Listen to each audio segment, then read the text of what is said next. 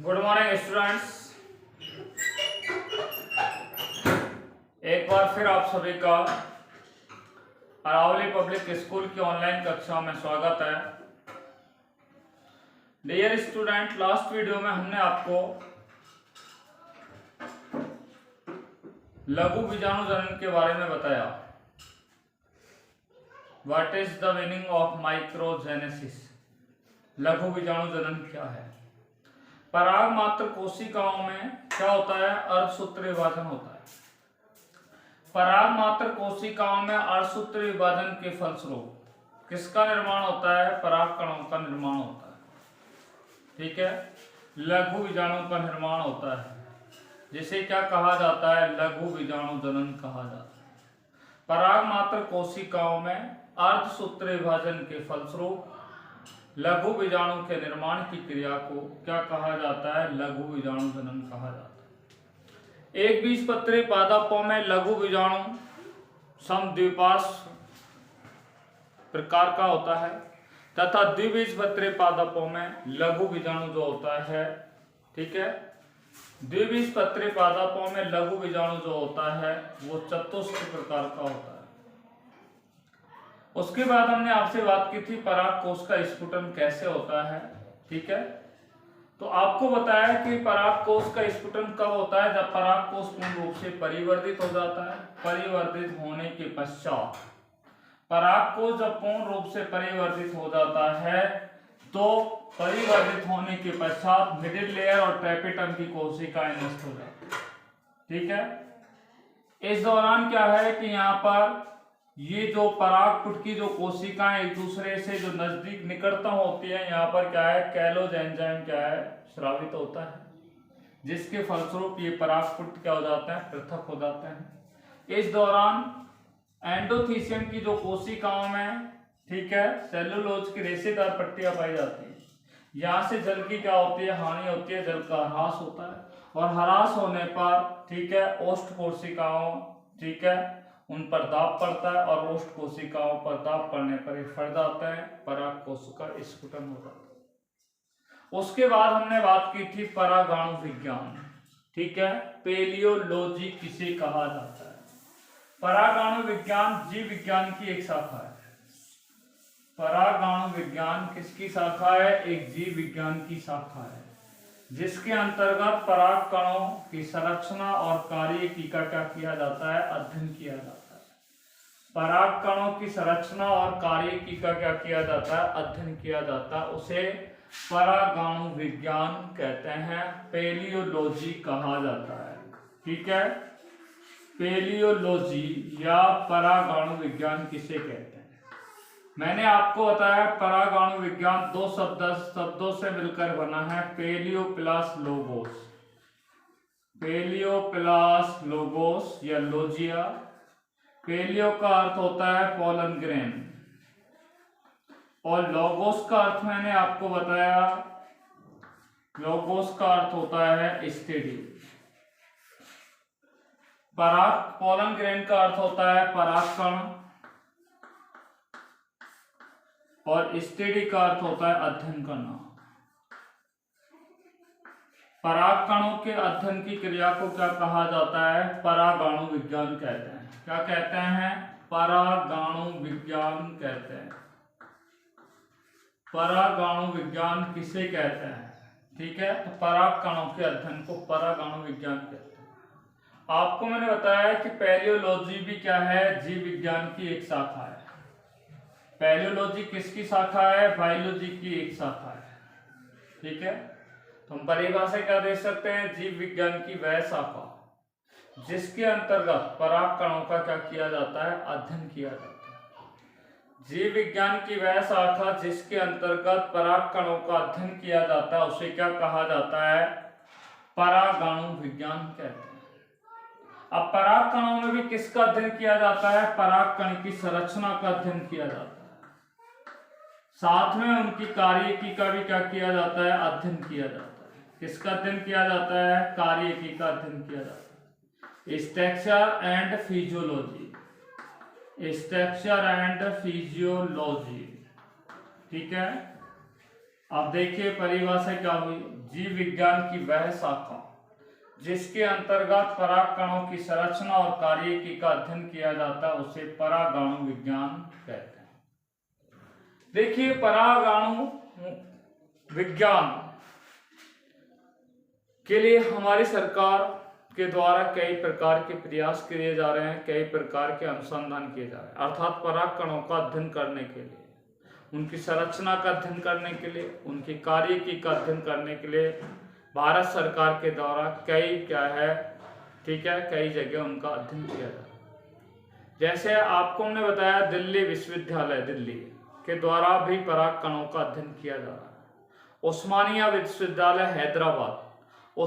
विश्वविद्यालय हैदराबाद के द्वारा भी परागाणु विज्ञान पर क्या है अध्ययन किया जा रहा है, शोध कार्य किया जा रहा है। तीसरा मैंने आपको बताया NBRI लखनऊ, राष्ट्रीय national botanical research institute Lucknow, Hindi में बोलते हैं राष्ट्रीय वानस्पतिक अनुसंधान संस्थान लखनऊ के द्वारा भी परागकणों की संरचना और कार्यकी का क्या किया जा रहा है, अध्ययन किया जा रहा है। तो परागकणों का अध्ययन करने के लिए भारत सरकार के द्वारा कई कार्यालयों की स्थापना की गई है, कई संस्थानों की क्या की गई है, स्थापना की गई है। ठीक है, अब हम बात करते हैं कि परागकणों के क्या परागकण, ठीक है, पराग जो उत्पाद होते हैं उन पराग उत्पादों का क्या महत्व है। ठीक है, तो हम नेक्स्ट टॉपिक आपसे पढ़ने जा रहे हैं पराग उत्पादों के बारे में, या पराग उत्पादों का क्या महत्व है, what is the significance of pollen product. ठीक है, देखिए बात करते हैं पराग उत्पादों का महत्व। किसका महत्व, पराग उत्पादों का महत्व। Importance of pollen products. ठीक है, इंपॉर्टेंस ऑफ पॉलन प्रोडक्ट, पराग उत्पाद, ठीक है, का महत्व पर हम बात कर रहे हैं। देखिए पराग उत्पादों का उपयोग जो किया जाता है वो भोज्य पदार्थों के रूप में किया जाता है। पराग उत्पादों का महत्व बात कर रहे हैं या पराग उत्पादों के उपयोग। तो पहला उपयोग या पहला महत्व क्या है कि जो पराग उत्पाद होते हैं उनका उपयोग किसके रूप में किया जाता है, भोज्य पदार्थों के रूप में किया जाता है। किसके रूप में किया जाता है, भोज्य पदार्थों के रूप में उनका उपयोग किया जाता है, फूड मटेरियल के रूप में, यूज एज फूड मटेरियल। पराग उत्पादों का उपयोग किसके रूप में किया जाता है, भोज्य उत्पादों के रूप में किया जाता है। आपको मैं बता दूं पराग जो उत्पाद होते हैं उनमें अनेक पोषक तत्व पाए जाते हैं। जो पराग उत्पाद होते हैं उनमें क्या पाए जाते हैं, पोषक तत्व पाए जाते हैं। और उनमें पोषक तत्व के रूप में मुख्यतः क्या पाया जाता है, असंतृप्त वसा पाई जाती है, अनसैचुरेटेड फैट पाई जाती है। ठीक है, और अनसैचुरेटेड जो फैट होती है इसका उपयोग यानी कि इन पोषक पदार्थों को, इन पराग उत्पादों में पोषक तत्व पाए जाते हैं और पोषक तत्वों के रूप में यहाँ पर क्या पाई जाती है, असंतृप्त वसा पाई जाती है। ठीक है, इसलिए इन पराग उत्पादों को किसके रूप में किया जाता है, भोज्य पदार्थों के रूप में इनका उपयोग किया जाता है। और इन भोज्य पदार्थों का उपयोग ज्यादातर जो किया जा रहा है आजकल वो वेस्टर्न कंट्रियों में किया जाता है। जो हमारे पश्चिमी देश हैं उन देशों के अंदर पराग उत्पादों को भोज्य पदार्थ के रूप में क्या है, उपयोग में लिया जा रहा है। ठीक है, जैसे मैं आपको बता दूं पहला उत्पाद वो कैसे काम में लिया जा रहा है, एथलेटिक्स होते हैं। अभी ओलंपिक गेम्स हुए हैं और ओलंपिक गेम्स में जो एथलेटिकों ने भाग लिया तो उस एथलेटिक्स की कार्य कुशलता को बढ़ाने के लिए पराग उत्पादों को भोज्य पदार्थ के रूप में क्या किया जाता है, काम में लिया जाता है। दौड़ लगाने वाले जो घोड़े होते हैं, ठीक है, रेसिंग हॉर्सेज जो होते हैं, दौड़ लगाने वाले जो घोड़े होते हैं उनमें, ठीक है, उनकी कार्य कुशलता को बढ़ाने के लिए, उनकी एफिशिएंसी को डेवलप करने के लिए क्या किया जाता है, उन घोड़ों को भोज्य पदार्थ के रूप में पराग उत्पाद दिए जाते हैं। ठीक है, पराग उत्पादों को भोजन के रूप में क्या है, प्रयुक्त किया जाता है। बात समझ में आ गई होगी। देखिए पराग कणों का जो उपयोग किया जाता है वो हम आपको बता चुके हैं कि इनका उपयोग कॉस्मेटिक के रूप में, कॉस्मेटिक की जो सामग्री होती है या सौंदर्य प्रसाधन की सामग्री होती है उनको बनाने में भी पराग उत्पादों का उपयोग किया जाता है। देखिए इमल्सन बनाने के लिए भी क्या है, इसका उपयोग किया जाता है। किसका? इमल्सन बनाने के लिए भी क्या है, पराग उत्पादों का क्या किया जाता है, उपयोग किया जाता है। आप लोग अच्छी तरीके से जानते हैं, ठीक है। कॉस्मेटिक का सामान बनाने के लिए, इमल्सन बनाने के लिए, क्रीम आदि बनाने के लिए इनका उपयोग किया जाता है। और इनका सभी का उपयोग किसमें किया जाता है? सौंदर्य प्रसाधन के रूप में किया जाता है। त्वचा के अंदर निखार लाने के लिए भी हम ये कह सकते हैं, त्वचा में निखार लाने के लिए भी पराग उत्पादों का क्या किया जाता है, उपयोग किया जाता है, ठीक है। तो पराग उत्पादों का उपयोग एक तो भोज्य पदार्थों के रूप में किया जाता है। किसके रूप में किया जाता है? भोज्य पदार्थों के रूप में, क्योंकि इनमें पोषक तत्व होता है। पोषक तत्वों के रूप में क्या पाई जाती है? असंतृप्त वसा पाई जाती है, ठीक है। और इन पोषक तत्वों का उपयोग पश्चिमी देशों में किसके रूप में किया जाता है? भोजन के रूप में इनका उपयोग किया जाता है। दूसरा मैंने बताया एथलेटिक्स की कार्य कुशलता बढ़ाने के लिए। किसकी? एथलेटिक्स की कार्य कुशलता बढ़ाने के लिए। साथ में जो दौड़ लगाने वाले जो घोड़े होते हैं उनके कार्य कुशलता को बढ़ाने के लिए पराग कणों को भोज्य पदार्थ के रूप में क्या है, उपयोग में लिया जाता है। तीसरा पॉइंट मैंने बताया, पराग उत्पादों का उपयोग कॉस्मेटिक की सामग्री, इमल्सन बनाने के लिए, क्रीम बनाने के लिए इनका उपयोग किया जाता है। और ये मानव की त्वचा के अंदर निखार लाने में सहायक होते हैं, त्वचा को मुलायम बनाए रखने में क्या होते हैं, सहायक होते हैं, ठीक है। त्वचा को सुंदर बनाने में भी क्या होते हैं, सहायक होते हैं, अर्थात निखार लाने में क्या होते हैं, सहायक होते हैं। देखिए अब हम जो दूसरा टॉपिक आपसे बात करने जा रहे हैं, ठीक है, वो है पराग कणों का जीवन काल, ठीक है। देखिए वॉलिस पोलन, पराग कणों का जीवन काल, पराग कणों का जीवन काल पर हम आपसे बात करने जा रहे हैं, ठीक है। Life duration of pollen grains, ठीक है। देखिए पराग कणों का जो जीवन काल होता है, life duration of pollen grains पर बात करने जा रहे हैं। Life duration of pollen grains, पराग कणों का जीवन काल, पराग कणों का जीवन काल पे हम बात कर रहे हैं, ठीक है। देखिए परागकण जो होते हैं उनका जीवन काल मिनट से लेकर के, ठीक है, कई दिनों तक होता है, ठीक है।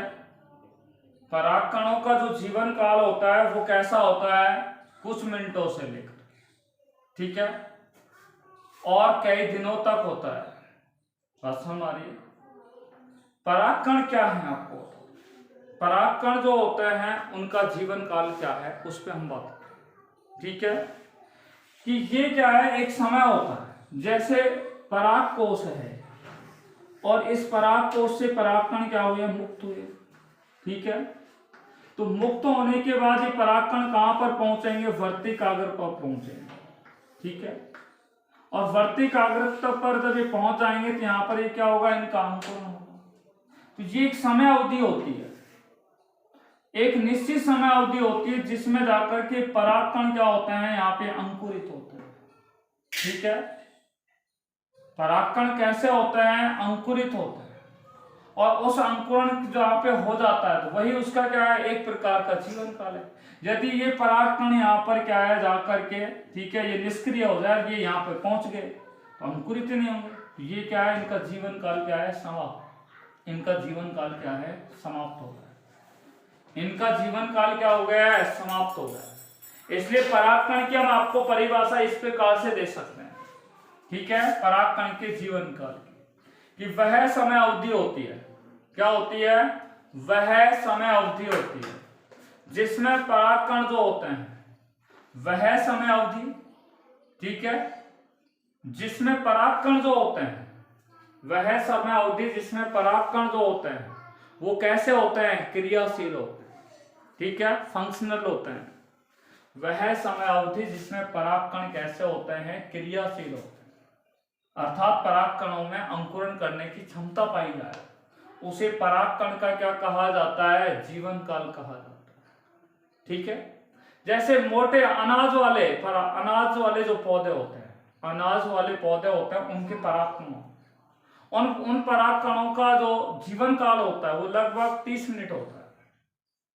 उन पराग कणों का जीवन काल कितना होता है? लगभग 30 मिनट होता है। परंतु ध्यान से सुनना, तो ये क्या है? 30 मिनट उसकी समय अवधि है कि वो 30 मिनट तक वो पराग कण यदि मादा की वर्तिकाग्र पर पहुंच जाएंगे तो उनमें अंकुरण हो जाएगा, वो अपने कार्य करेगा वो पराग कण।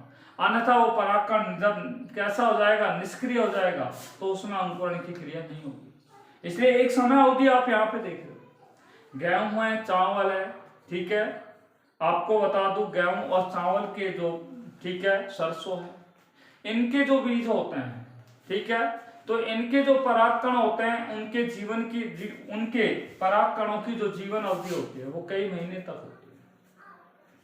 उनकी जीवन अवधि कई महीने तक होती है। आपको मैं बता दूं, रोजेसी कुल के पादप होते हैं, उनके जीवन काल की अवधि कैसी होती है? अनेक वर्ष होती है, अनेक महीने होते हैं। लेगुमिनेसी कुल के पादप जो होते हैं उनके पराग कणों की जीवन अवधि भी कई महीने होती है। सोलेनेसी कुल के पादप होते हैं, उन पादपों के पराग कण की जीवन अवधि भी क्या होती है? कई माह होती है। कहने का मतलब है कि एक निश्चित समय अवधि जिसमें पराग कण कैसा होता है? क्रियाशील होता है। वह समय अवधि जिसमें पराग कण कैसा होता है? क्रियाशील होता है, फंक्शनल होता है, उसे क्या कहा जाता है? पराग कण का जीवन काल कहते हैं। वह समय अवधि जिसमें पराग कण कैसा होता है? क्रियाशील अवस्था में होता है, उसे क्या कहा जाता है? पराग कण का जीवन काल कहलाता है।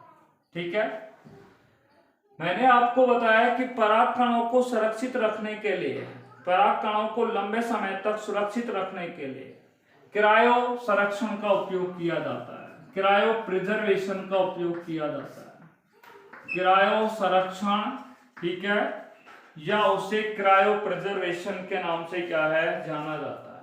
ठीक है, क्रायो संरक्षण या क्रायो प्रिजर्वेशन के नाम से जानते हैं।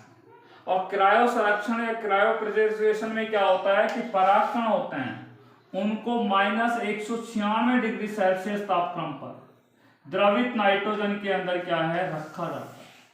जब -196 डिग्री सेल्सियस तापक्रम और नाइट्रोजन, द्रवित नाइट्रोजन गैस में जब उन्हें रखा जाता है, कौन सी? द्रवित नाइट्रोजन गैस में, द्रवित नाइट्रोजन में जब उनको रखा जाता है पराग कणों को, तो उन्हें लंबे समय तक क्या किया जा सकता है? सुरक्षित किया जा सकता है। इसलिए आज आपको बता दें हमारे, ठीक है, यहाँ पर अनेक, ठीक है, पराग बैंकों की क्या है? स्थापना हो चुकी है। ठीक है, पॉलन बैंक की स्थापना की जा चुकी है ताकि पराग कणों को हम लंबे समय तक सुरक्षित रख सके, और जब हमें उन पराग कणों की आवश्यकता होती है तो उन पराग कणों को हम क्या है? किसी पौधे की वर्तिकाग्र पर स्थानांतरित करा करके, ठीक है, और नई जाति के पादपों का, ठीक है, हम वहां पर क्या कर सकते हैं? निर्माण कर सकते हैं। अच्छी उत्पादन देने वाली, अधिक उपज देने वाली फसल हम वहां पर क्या कर सकते हैं?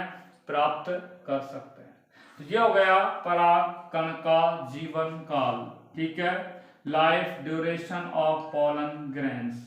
ठीक है, तो आपको बात समझ में आ गई होगी। हमने अब तक जो चर्चा की है वो है परागाणु विज्ञान, जीव विज्ञान की वह शाखा जिसके अंतर्गत, ठीक है, पराग कणों की संरचना और कार्यकी का अध्ययन किया जाता है, उसे परागाणु विज्ञान कहते हैं। ठीक है, दिल्ली विश्वविद्यालय दिल्ली, उस्मानिया विश्वविद्यालय हैदराबाद और राष्ट्रीय वानस्पतिक अनुसंधान संस्थान लखनऊ के द्वारा, ठीक है, पराग कणों की संरचना और कार्यकी के बारे में अध्ययन किया जा रहा है।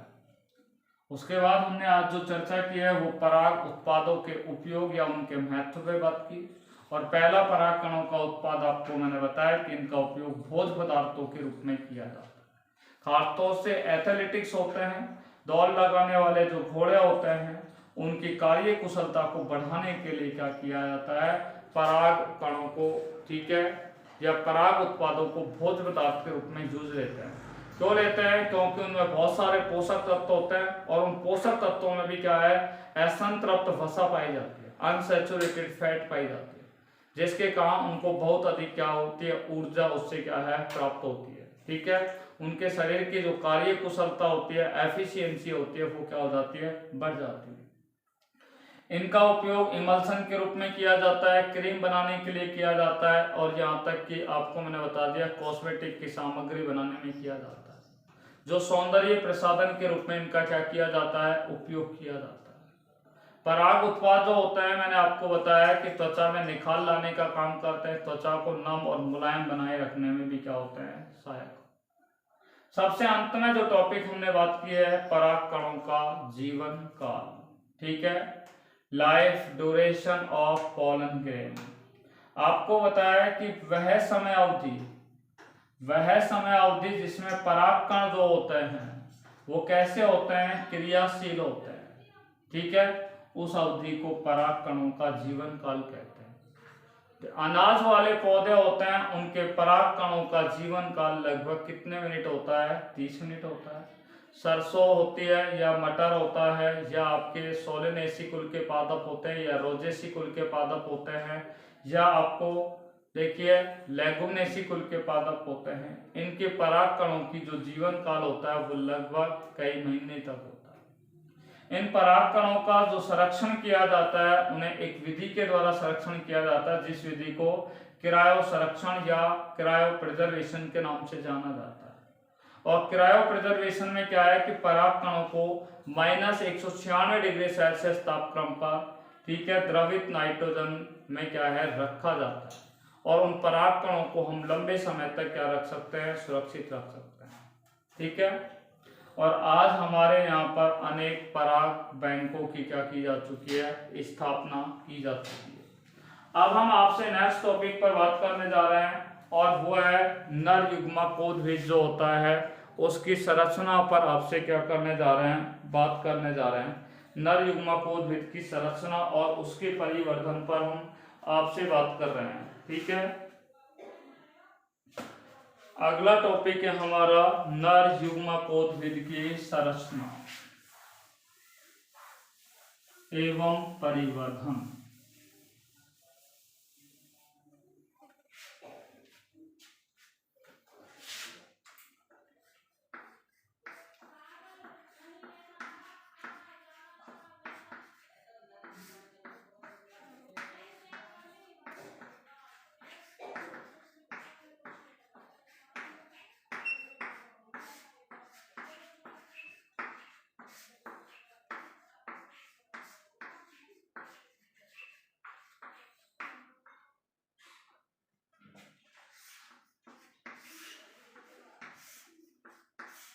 हमारी हेडिंग है नेक्स्ट, नर युग्मकोद्भिद की संरचना एवं परिवर्धन। ठीक है, स्ट्रक्चर एंड डेवलपमेंट ऑफ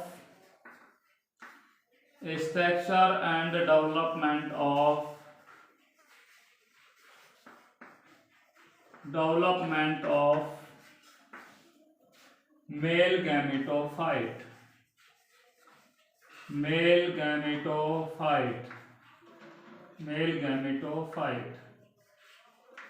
देखिए आपको हमने बताया कि लघु बीजाणु जो होता है, क्या होता है, लघु बीजाणु जो होता है वो नर युग्मकोद्भिद की क्या होती है, प्रथम कोशिका होती है। ठीक है, लघु बीजाणु जो होता है वो नर युग्मकोद्भिद की क्या होती है, प्रथम कोशिका होती है। Microspore is the first cell of male gametophyte. ठीक है, और ये कैसे होते हैं, अगुणित अवस्था में होता है। इनमें नंबर ऑफ क्रोमोसोम्स की संख्या क्या होती है, अगुणित होती है, हैप्लॉइड होती है। कितनी होती है, हैप्लॉइड होती है। देखिए आवर्तबीजी जो पादप होते हैं उनमें नर युग्मकों का, ठीक है, आवर्तबीजी पादपों में जो नर युग्मकोद्भिद होता है उसका परिवर्धन 2 चरणों में होता है। आवर्तबीजी पादपों में नर युग्मकोद्भिद का परिवर्धन कितने चरणों में होता है, 2 चरणों में होता है। ठीक है, तो नर युग्मकोद्भिद का परिवर्धन हम आपको बता रहे हैं, साथ में वो संरचना चलती रहेगी। तो आवर्तबीजी पादपों में नर युग्मकोद्भिद की संरचना का परिवर्धन कितने चरणों में पूर्ण होता है, 2 चरणों के अंदर क्या होता है, पूर्ण होता है। देखिए, एक होता है प्रथम चरण और दूसरा होता है द्वितीय चरण। ठीक है, पहला होता है प्रथम चरण और दूसरा होता है द्वितीय चरण। ठीक है, देखिए सबसे पहले हम प्रथम चरण के बारे में बात करते हैं। प्रथम चरण में जो होते हैं परागकण। ठीक है, परागकण जो होते हैं वो पराग से क्या होते हैं, मुक्त होते हैं। ठीक है, ये देखिए पराग कोष होता है। ठीक है, और इस पराग कोष से क्या मुक्त हो रहे हैं, परागकण मुक्त हो रहे हैं। पराग कोष है, इस पराग कोष से क्या मुक्त होंगे, परागकण मुक्त होंगे। ठीक है, पराग कोष से जब परागकण मुक्त होते हैं तो उससे पहले की अवस्था होती है, पराग कोष से परागकण मुक्त होने की पूर्व अवस्था होती है प्रथम चरण। ठीक है, और द्वितीय चरण क्या है कि परागण हो जाता है। ठीक है, पराग कणों में, ठीक है, क्या हो जाता है, जब परागण की क्रिया हो जाती है तो वो दूसरा चरण होता है, पर हम पहले चरण पे बात कर रहे हैं। तो प्रथम चरण में क्या है कि पराग कोष से पराग कण के मुक्त होने से पूर्व की अवस्था होती है, और इस अवस्था में क्या है कि जो पराग कण होते हैं, ठीक है, ये पराग कण है, आप दिखा दिया। ठीक है, ये क्या है, पराग कण है, अच्छी तरह आप देख रहे हो, ये पराग कण है, देख रहे हो आप अच्छी तरीके से। ठीक है, और ये पराग कण जो होता है, ठीक है, ये क्या है, पराग कोष से पराग कण के मुक्त होने से पहले की अवस्था, यानी कि पराग कण अभी पराग कोष से बाहर निकले नहीं है, पराग कोष से पराग कण बाहर निकले नहीं है, उससे पहले की ये क्या होती है, अवस्था होती है, जिसे हम कौन सा चरण कहते हैं, प्रथम चरण। और इस अवस्था में क्या होता है कि पराग कण के आकार में क्या होती है, वृद्धि होती है। पराग कणों के आकार और आयतन में क्या होती है, वृद्धि होती है। देखो, आकार और आयतन में क्या हो गई है, वृद्धि हो गई। पराग कण के आकार में और आयतन में क्या हो जाती है, वृद्धि हो जाती है। ठीक है, अब क्या है कि ये पराग कण जो होगा, इसके अंदर कौन सा विभाजन होता है, सबसे पहले समसूत्र विभाजन होता है। कौन सा विभाजन होता है यहाँ पे, पराग कणों के अंदर क्या है, समसूत्र विभाजन होता है। और समसूत्र विभाजन होता है तो ये पराग कण होता है वो 2 भागों में क्या है, बढ़ जाता है। अर्थात पराग कण कैसा हो जाता है, एक कोष की ऐसे कौन सी अवस्था में बदल जाता है, द्विकोष की अवस्था में बदल जाता है। पराग कण एक कोष की अवस्था में था, अब वो कौन सी अवस्था में बदल गया है, द्विकोष की अवस्था में आ गया है। यानी कि यहाँ पर द्विकोषीय पराग कणों का क्या हो गया है, निर्माण हो गया। ठीक है, कौन से पराग कणों का निर्माण हो गया है, द्विकोषीय पराग कणों का क्या हो गया है, निर्माण हो गया। ठीक है, इस द्विकोषीय अवस्था के अंदर अगर हम देखें तो यहाँ पर 2 कोशिकाओं का क्या हो रहा है, निर्माण हो रहा है। एक कोशिका आप देख रहे हो आकार में बड़ी है, जो कोशिका आकार में बड़ी होती है उसे कौन सी कोशिका कहा जाता है, जो कोशिका आकार में बड़ी होती है उसे कहा जाता है कायिक कोशिका। तो ये क्या होती है, कायिक कोशिका होती है। इंग्लिश में इसको बोलते हैं वेजिटेटिव सेल, वेजिटेटिव सेल के नाम से इसे जाना जाता है। और दूसरी कोशिका जो है वो आकार में कैसी है, छोटी है, ये वाली। तो जो कोशिका आकार में बड़ी है वो कायिक कोशिका है, जो कोशिका आकार में बड़ी है वो कौन सी कोशिका कहलाती है, जनन कोशिका कहलाती है, जनन कोशिका। इंग्लिश में बोलते हैं जर्मिनल सेल कहते हैं। कौन सी सेल कहते हैं, जर्मिनल सेल इसे कहते हैं। ठीक है, तो आपको पता लग गया है कि यहाँ पर 2 कोशिकाओं का क्या हो गया, निर्माण हो गया। ठीक है, अब आप देखिए यहाँ पर क्या होगा, कायिक कोशिकाएं जो होती हैं इनका जो केंद्रक होता है वो प्रारंभिक अवस्था में कैसा है, गोल है, पर धीरे धीरे ये कैसा हो जाता है, अनियमित आकार का हो जाता है। कायिक कोशिका का केंद्रक कैसा हो जाता है, अनियमित आकार का हो जाता है। ठीक है, और ये कायिक कोशिका जो होती है, ठीक है। इस कायिक कोशिका जो होती है वो एक नलिका के समान संरचना में क्या हो जाती है, परिवर्तित हो जाती है। ये कायिक कोशिका किस में बदल जाती है, एक नलिका के आकार की संरचना में बदल जाती है, ठीक है, जिसे हम क्या कहते हैं, पराग नलिका कहते हैं। तो कायिक कोशिका किस में चेंज हो गई है, पराग नलिका में चेंज हो गई है। और ये अनियमित आकार का केंद्रक होता है, वो भी किस में आ जाता है, पराग नलिका में चला जाता है, ठीक है। और जब ये पराग नलिका में आ जाता है तो इसे नलिका केंद्रक या पराग नलिका केंद्रक इसे कहा जाता है। कुछ समय पश्चात ये केंद्रक क्या हो जाता है, नष्ट हो जाता है, ठीक है। देखिए अब हम बात कर रहे हैं कायिक कोशिका, जनन कोशिका के बारे में। देखिए जनन कोशिकाएं जो होती हैं उनकी संरचना कैसी होती है, लेंस के आकार की होती है, ठीक है।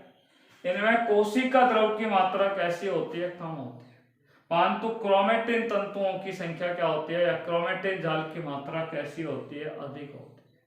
यहाँ पे क्या पाया जाता है, केंद्रक पाया जाता है। प्रारंभिक अवस्था में इनकी कोशिकाएं लेंस के आकार की होती है, ठीक है।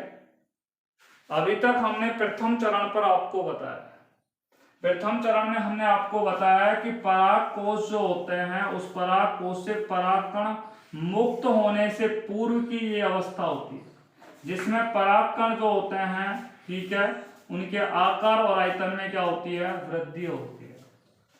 आकार में भी और उनके आयतन में भी क्या होती है, वृद्धि होती है।